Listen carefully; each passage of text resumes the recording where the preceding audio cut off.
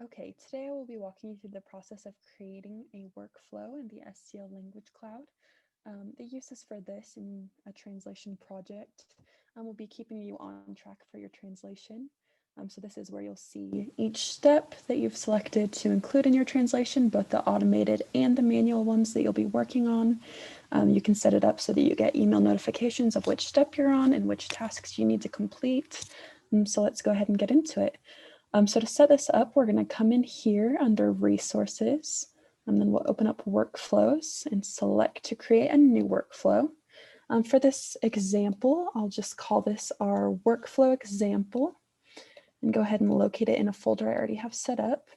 So for the source language, I'm just going to do one that I frequently do, English United States, to my target language of Brazilian Portuguese. So again, you would set that up as whatever your source language and target language were, so what you're translating from and to. Then here's where you would select your workflow template. So as you can see, we go from a simple translation down to more complicated ones you can have even customer reviews and different things, or a review that you would do, so you can kind of select the type of workflow template you're looking for. Just for the sake of this example, we'll go with the simple translation. And you can see it gives you a small summary of some of the things that it includes here. And if we scroll down, it'll give us a breakdown of the different steps. So as we can see, a lot of these are automated. We're going to go ahead and leave the engineering task excluded because that's not something we're worried about for this sample. And then we're going to go ahead, we're going to want to leave the translation memory matching. So if we do end up uploading a translation memory for the project, it would go ahead and compare the text to be translated against that to help with the translation process.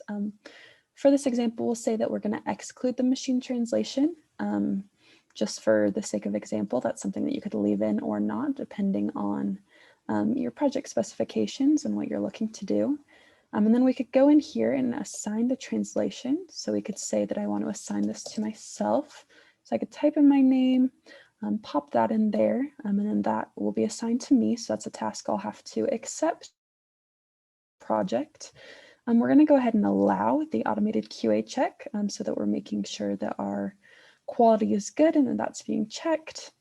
We do want to also, for the sake of our example, we'll just say that we do want to keep the translation memory update there so that our translation will be added to that and making that a better resource for future projects.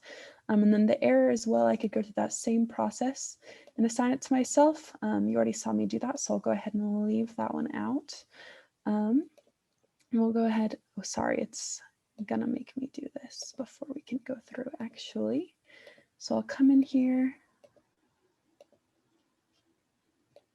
assign the task to myself again. Okay, it's giving us a bit of an issue. We'll come down here and select all.